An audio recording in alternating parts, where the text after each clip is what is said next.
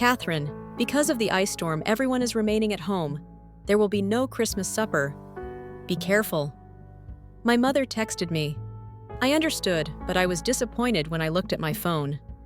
After all, winters in Nashville may be hazardous. I had no idea at the time how one straightforward text would expose years of familial dishonesty and permanently alter my life. I'm 32 years old, and my name is Catherine. I work as an accountant, and until last Christmas, I believed that I was the only one in my family who wasn't like the others. The reserved, work-oriented sister who didn't quite blend in at their boisterous parties.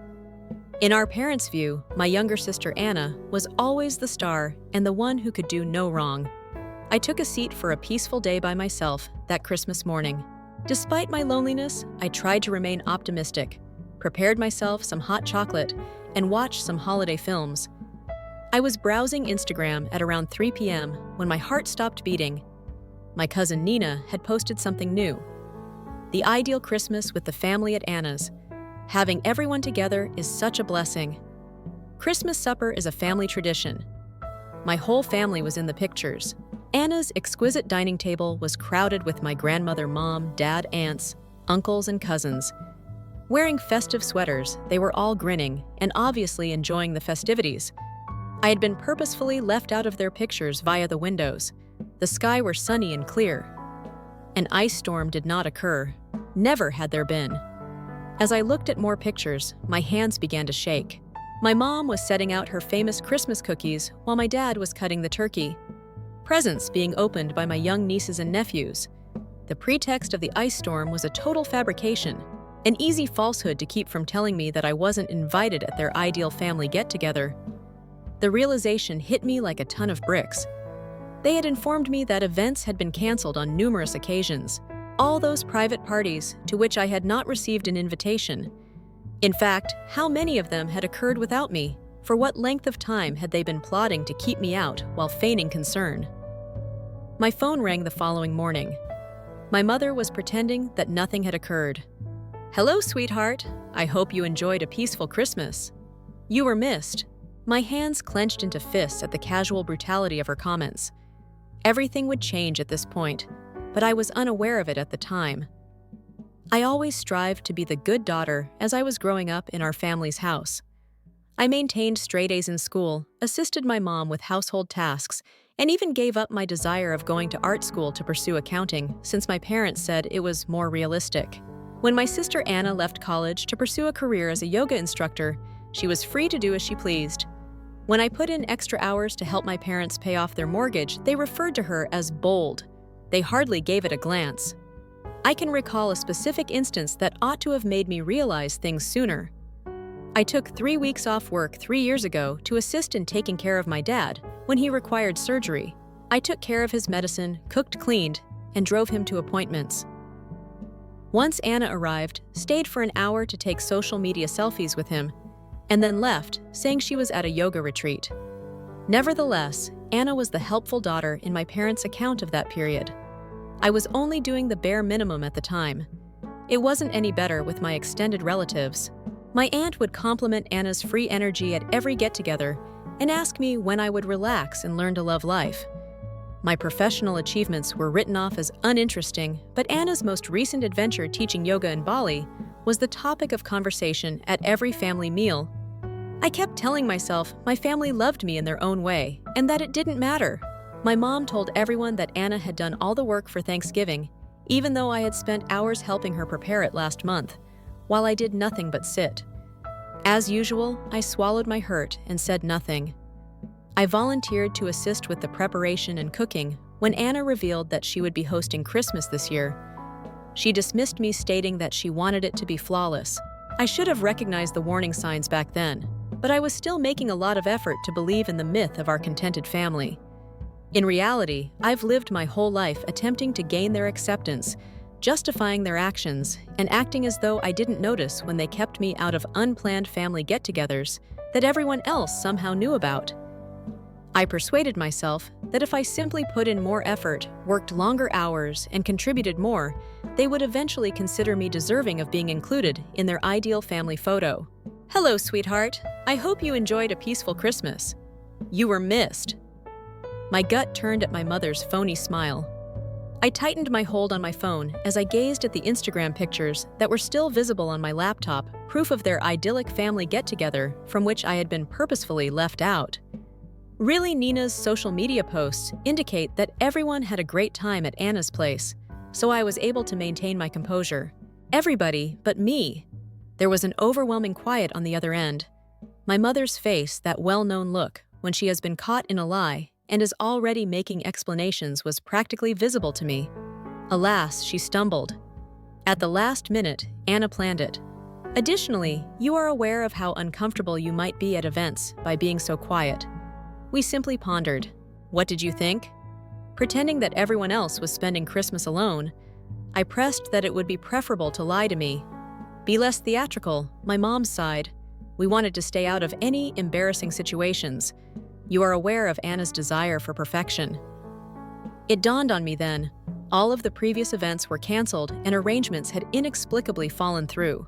I would later see the family pictures on social media. This was not an isolated incident. This was a trend. How often? With hardly more than a whisper, I asked, "How many more get-togethers have you misled me about?" So another revealing quiet. "You're being too sensitive, Catherine. That's precisely why." What is the reason? I interrupted her. Why do you not include me? Unless you need something, why do you act as though I don't exist? Why Anna becomes the ideal daughter, whereas I'm regarded as a nuisance. It's unfair. My mom objected. Both of you are equally loved by us. Simply put, Anna works hard to fit in with the family. You're constantly very busy at work.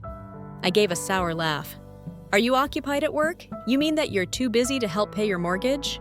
Busy caring for Dad following surgery. That busy, pay attention. The tone of my mother's speech became severe.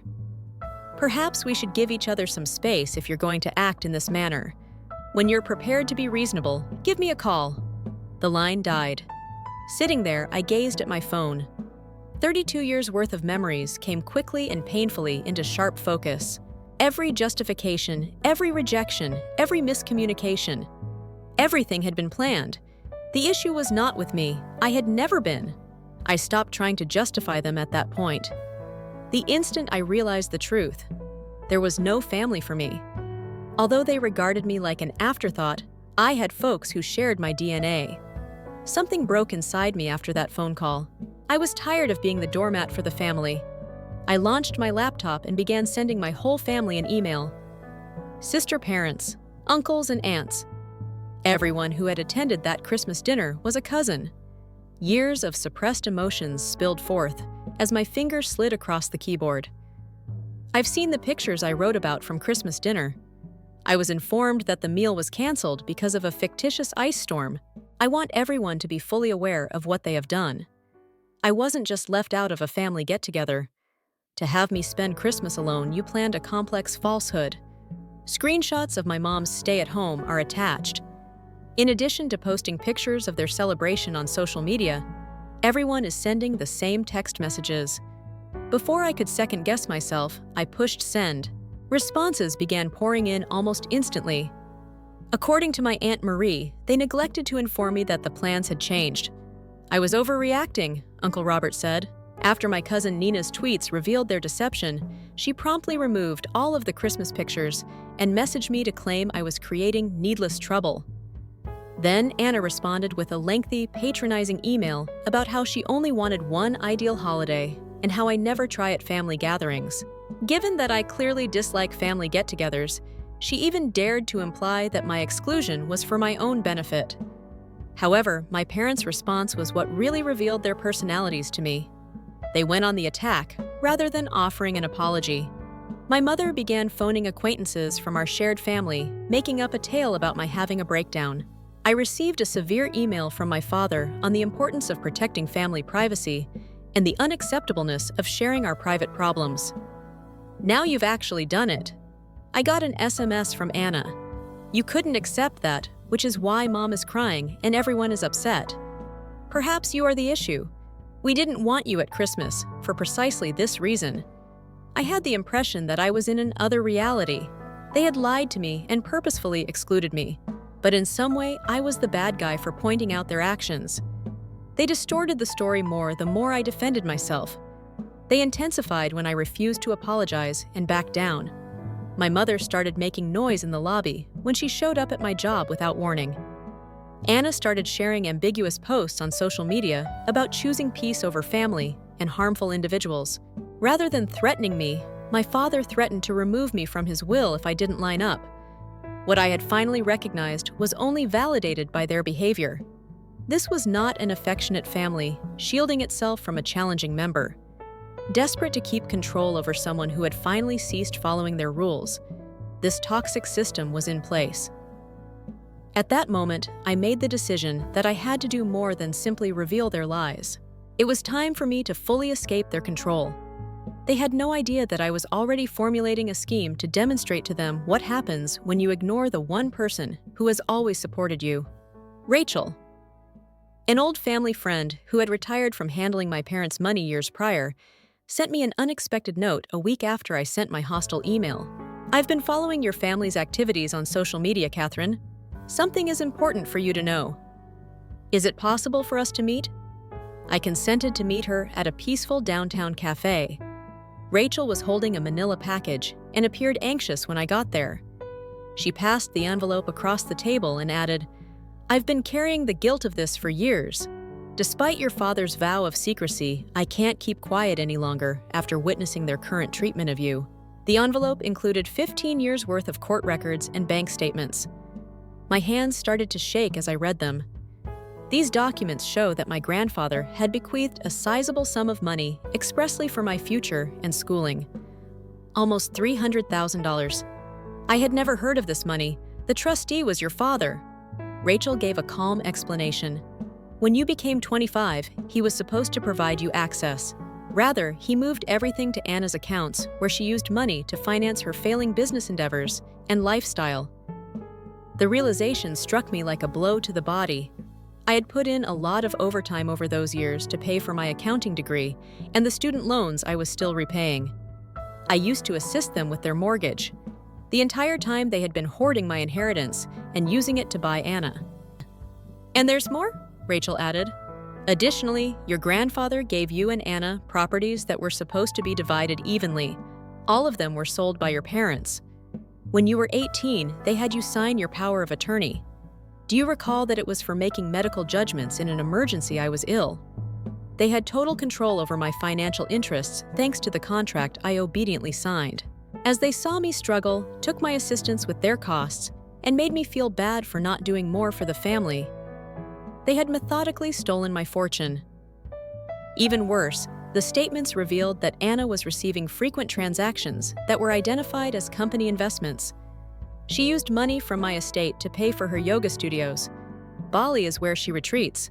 They had criticized my dull accounting work while praising her for all those excursions. Why inform me now?" With a barely calm voice, I asked Rachel. "Because your mother painted you as unstable and unappreciative in her social media posts. Before you can learn the facts, they are attempting to discredit you." "Catherine, they have been stealing from you for years. Their actions are more than merely immoral. It's against the law." All of a sudden, it all made terrible sense. They're trying harder and harder to make me seem irrational. Their desperate attempt to uphold the narrative that Anna was the successful sister, and I was the challenging one, as well as their threats to remove me from the will after they had already taken my wealth. I put the papers back in the envelope with care. My thoughts are racing. "Thank you, Rachel. Now I know exactly what I must do." This was no longer just about a Christmas gone wrong.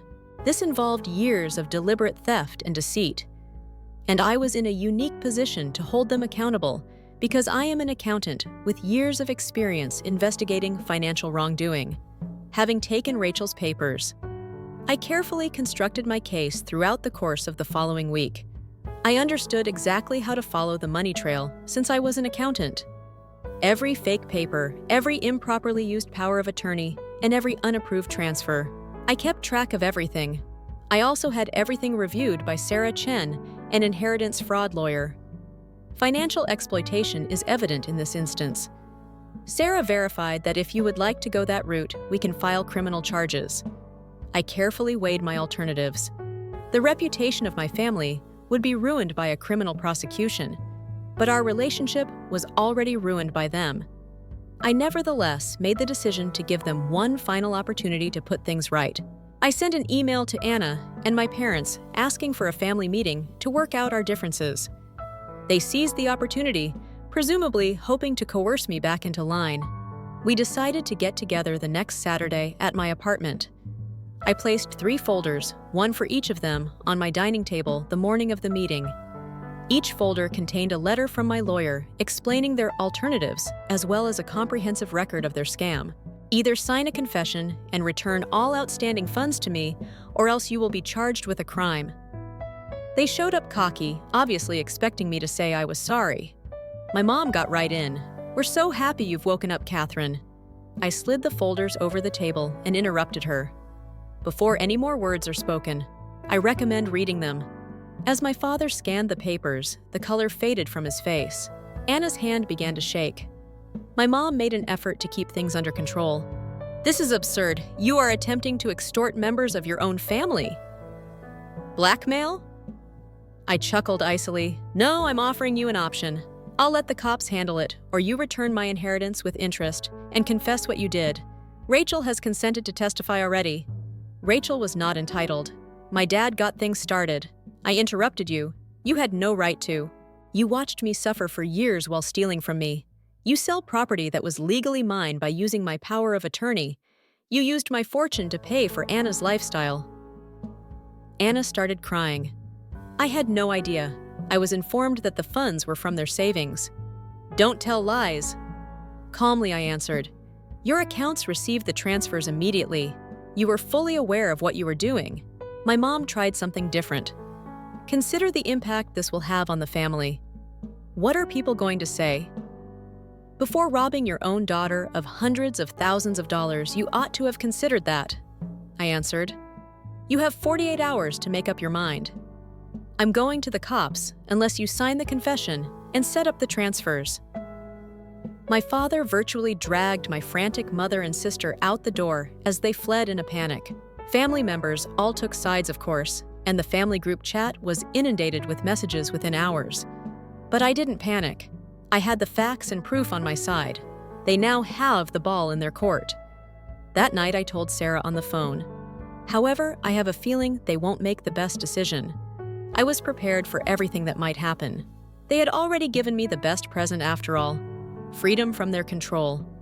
The 48-hour deadline arrived and proceeded according to my plan.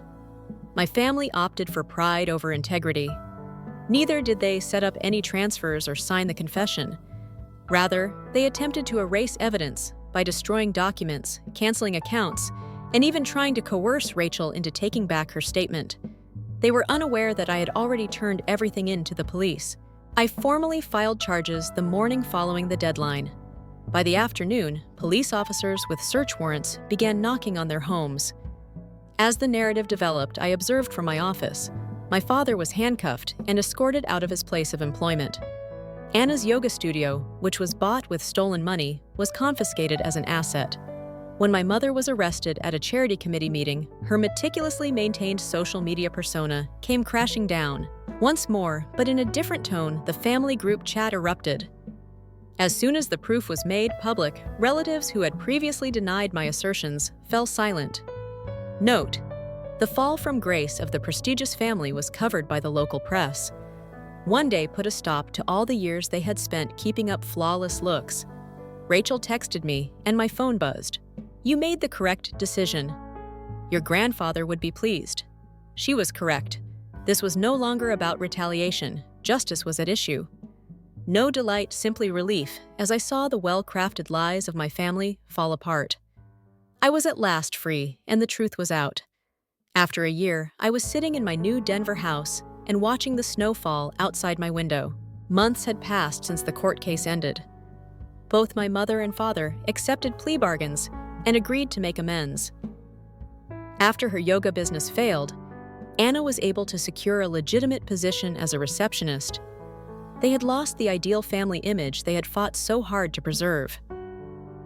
The majority of the family members who had supported their actions for years ceased communicating with me. Surprisingly enough, though, I didn't miss them. Rather, I had created a new network of support, sincere companions who prioritized truthfulness over appearances, coworkers who valued my work ethic, and even some distant relatives who apologized for their previous actions. Last week, Rachel stopped by for coffee. She gave me an old photo album that she had discovered while organizing her workspace. There were photos of myself and my grandfather from times I had all but forgotten. He was teaching me how to fish in one picture, and we were both laughing about something that had long since been forgotten. Rachel informed me that he always said that you were the stronger one. He was aware of their preference for Anna, but he thought you would triumph. I softly caressed the picture, recalling his warm grin. It had taken years, but in the end, his last gift had given me something more significant than cash. And he had attempted to safeguard my future with that legacy. The self-confidence to defend myself and the liberty to create my own existence. Getting even isn't always the best form of retaliation. The goal is freedom,